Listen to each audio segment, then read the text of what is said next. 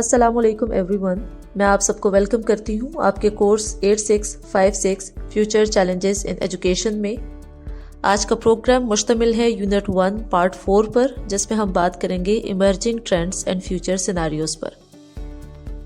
آپ نے ایک چیز آبزرو کی ہوگی کہ پاسٹ میں جو چیزیں بہت زیادہ ٹرینڈی رہیں، جن کی بہت زیادہ امپورٹنس رہیں، آپ کی آج کی زندگی میں شاید ان کی وہ ویلیو نہیں ہے، یا وہ ایگزسٹ ہی نہیں کر رہی ہیں، اور اگر ایگزسٹ کر بھی رہی ہیں تو ان کی یوٹیلائزیشن اور ان کی امپورٹنس کسی اور اینگل میں ڈائیورٹ ہو چکی ہے۔ بالکل ایسا ہی ہے۔ اسی تناظر میں اگر ہم بغور مشاہدہ کریں تو ہمارے آج کے جو ٹرینڈز ہیں تو ہم ایکسپیکٹ کر سکتے ہیں کہ فیوچر سیناریوز میں ان کی جگہ میں بھی کسی اور اینگل سے امپورٹنٹ ہو ہمارے لیے، میں بھی یہ ایگزسٹ ہی نہ کر رہے ہوں، اور میں بھی کوئی نئے ٹرینڈز ہوں جن کی شاید پاسٹ میں تو کوئی امپورٹنس نہیں تھی یا وہ ایگزسٹ ہی نہیں تھے کرتے، لیکن ایگزسٹنگ سیناریوز کو مد نظر رکھتے ہوئے وہ اس وقت چیزیں ٹرینڈ میں آ جائیں۔ آج کے اس پروگرام میں ہم یہی چیز سمجھنے کی کوشش کریں گے کہ فیوچر سیناریوز کو مد نظر رکھتے ہوئے اور آج کے جو پرابلمز اور ایشوز ہیں ان کے تناظر میں کون سے ایمرجنگ ٹرینڈز ہیں جو کہ ہم ایجوکیشن میں ایکسپیکٹ کر سکتے ہیں۔ اب آپ کا سلیبس ایک سال تک محدود نہیں ہے۔ آپ کی زندگی ہر ایک لمحے کے ساتھ بدلتی جا رہی ہے۔ آپ کی سوچ ہر ایک لمحے کے ساتھ ایک نیا رخ اختیار کرتی جا رہی ہے۔ ہر لمحہ، ہر سیکنڈ انسان کا دماغ ایک مختلف انداز اور مختلف زاویے سے سوچ رہا ہے۔ اس چیز نے فوکس کیا لائف لانگ لرننگ پہ اور مائکرو کریڈینشلز پہ۔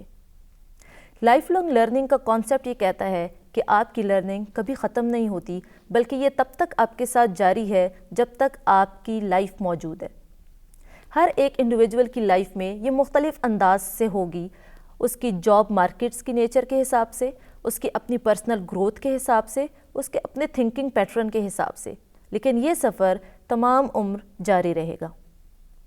جبکہ مائکرو کریڈینشلنگ میں فوکس کیا جا رہا ہے ایک فلیکسیبل وے پہ، ایک ایسے ایکسیسیبل وے پہ جو ہر ایک لرنر کی پہنچ پر ہے، لیکن یہاں پر کوئی بہت بڑی سکل سکھانے پر فوکس نہیں کیا جا رہا، بلکہ لرنر کو ہر قسم کی اسپیسیفک چھوٹی سے چھوٹی سکل سکھانے پر فوکس کیا جا رہا ہے، اور اس کو اس سکل میں مہارت اور کمانڈ دینے پر فوکس کیا جا رہا ہے جو کہ اس کی پہچان بن سکے۔ سب کچھ سب کو پتہ ہونا ضروری نہیں ہے، لیکن آپ کے پاس جو اسپیسیفک سکل ہے اس میں آپ کے پاس اتنی مہارت ہو کہ اتنی مہارت یا اتنا مقابلہ کوئی بھی نہ کر سکے۔ مائکرو کریڈینشلز اسی فلسفی پر بیس کرتے ہیں اور آج کے ورک فورس میں ریپڈلی ایوالو بھی کر رہے ہیں۔ ایجوکیشن پالیسی کے ٹرانسفارمیشن میں رول سے کوئی انکار نہیں کر سکتا۔ یہ آپ کو بیس پرووائڈ کرتی ہے، آپ کو خاکہ پرووائڈ کرتی ہے، جس کو مد نظر رکھتے ہوئے آپ اپنی ایجوکیشن کی بلڈنگ کو ٹرانسفارم کرتے ہیں، اس کو کنسٹرکٹ کرتے ہیں، اس کو ریکنسٹرکٹ کرتے ہیں۔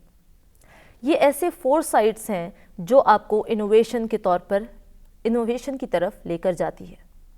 آج کے تمام لینڈسکیپ کے چیلنجز سے نمٹنے کے لیے، آج کی تمام انوویٹو پریکٹسز سے نمٹنے کے لیے آپ کی پالیسیز کا اپڈیٹ ہونا بہت ضروری ہے۔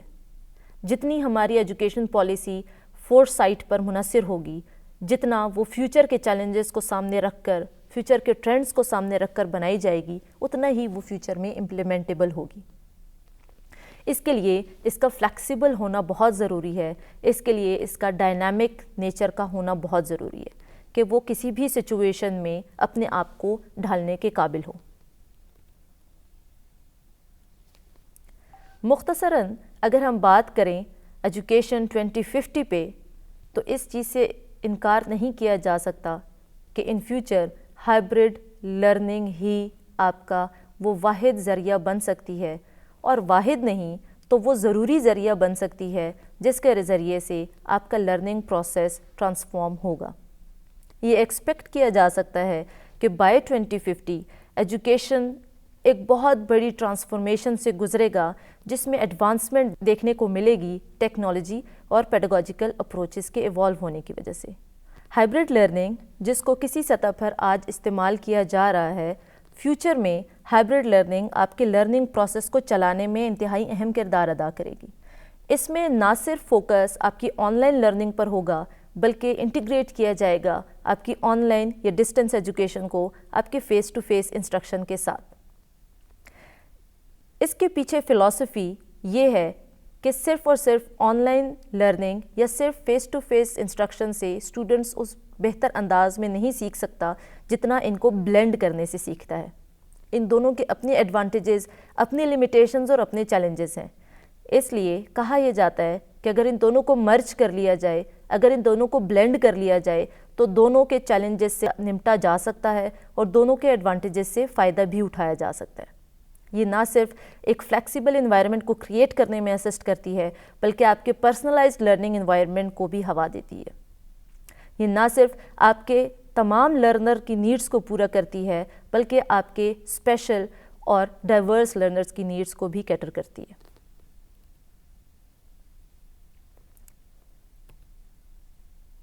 اگر ہم کنکلوڈ کریں اور ایک فیوچر ڈائریکشنز کی طرف چلنا چاہیں تو ہم یہ کہہ سکتے ہیں کہ ایجوکیشن لینڈسکیپ نے کنٹینیوسلی ایک ایوالونگ پوزیشن ایکسپیرینس کی ہے، جس میں ہسٹوریکل انفلوئنسز بھی رہے، ٹیکنالوجیکل ایڈوانسمنٹس بھی رہیں اور ایک شفٹ بھی دیکھنے کو ملا پیراڈائمز آف لرننگ میں۔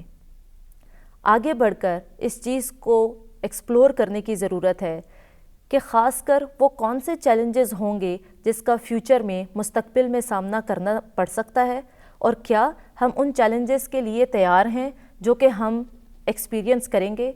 ہم کون سی پالیسیز، ہم کون سے انیشیٹو، ہم کون سے پرسپیکٹیوز، ہم کون سی پریکٹس کر رہے ہیں یا پلان کر رہے ہیں جو کہ ہمیں مدد کرے گی اپنی فیوچر ایجوکیشن کو ڈائریکشنز پرووائڈ کرنے میں۔ آج کے سبق کا اختتام کرتے ہیں ہم اسی کنکلوژن اور انہی الفاظ پر۔